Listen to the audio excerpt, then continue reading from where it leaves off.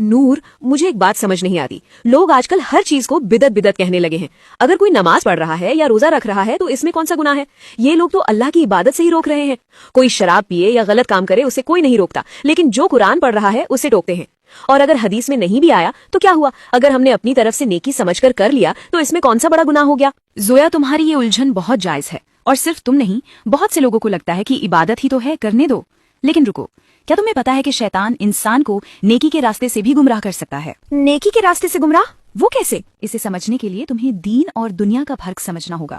میں تمہیں تفصیل سے بتاتی ہوں۔ دیکھو زویا، سب سے پہلی اور بنیادی بات یہ ہے کہ ہمارا دین مکمل ہو چکا ہے۔ اللہ نے قرآن میں فرمایا ہے، آج میں نے تمہارے لیے تمہارا دین مکمل کر دیا ہے۔ جب حضرت محمد صلی اللہ علیہ وسلم اس دنیا سے پردہ فرما گئے تو وہ ہمیں نہانے سے لے کر کھانے تک اور سونے سے لے کر عبادت تک ہر ایک چیز سکھا کر گئے ہیں۔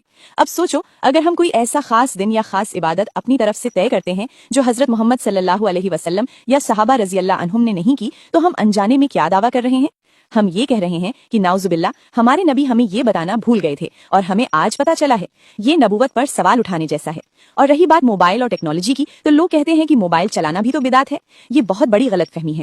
بدعت کا تعلق دین سے ہے، دنیا سے نہیں۔ موبائل، کار یا پلین، یہ سب زندگی گزارنے کے سادھن ہیں، عبادت نہیں۔ ہم موبائل کو ثواب سمجھ کر نہیں چلاتے، لیکن جب آپ کسی چیز کو دین کا حصہ بناتے ہیں، ثواب کی امید رکھتے ہیں اور اسے کرنے کا طریقہ خود طے کرتے ہیں جو نبی نے نہیں بتایا، تو وہ بدعت ہے۔ اور حدیث میں صاف ہے کہ ہر نئی ایجاد دین میں بدعت ہے، اور ہر بدعت گمراہی ہے، اور ہر گمراہی آگ یعنی جہنم میں لے جانے والی ہے۔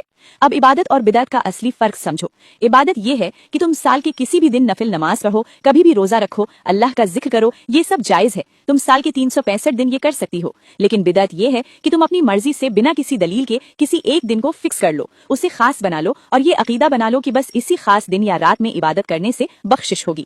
اگر تم ریسرچ کرنے جاؤ گی، قرآن اور حدیث کے پنے پلٹو گی، تو یقین مانو تمہارے ہاتھ خالی ہی آئیں گے۔ اس کا ذکر کہیں نہیں ملے گا۔ جب ہمارے نبی صلی اللہ علیہ وسلم نے کسی دن کو خاص نہیں کہا تو ہم اور تم کون ہوتے ہیں اسے دین میں جوڑنے والے؟ یاد رکھنا، دین جذبات سے نہیں، دلیل سے چلتا ہے۔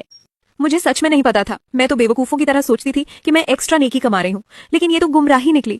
عبادت کے نام پر ہم جہنم کا سامان تیار کر رہے تھے۔ بدعت اتنا بڑا گناہ ہے، مجھے آج سمجھ آیا۔ دیکھو، بات اب پھولوں کی طرح صاف ہے، حدیث سامنے ہے، حکم صاف ہے۔ اب اتنا سمجھانے اور دلیل دیکھنے کے بعد بھی اگر کسی کو سمجھ نہیں آتا تو پھر رہنے دو۔ ایسے لوگوں کا ہم اور تم کچھ نہیں کر سکتے۔ جو حدیث سن کر بھی اپنی منمانی کرے تو حدیث میں ان کا ٹھکانہ بھی صاف بتا دیا گیا ہے، ہر گمراہی آگ میں ہے۔ جو عبادت کے نام پر بدعت کر رہے ہیں اور سدھرنا نہیں چاہتے، انہیں اب اللہ ہی بچائے۔ حق آ چکا ہے، اب ماننا یا نہ ماننا آپ کی مرضی ہے۔ اللہ ہم سب کو ایسی ضد اور گمراہ عقل سے پناہ دے۔ کامنٹس میں صرف آمین لکھیں۔ اللہ ہمیں ہدایت دے۔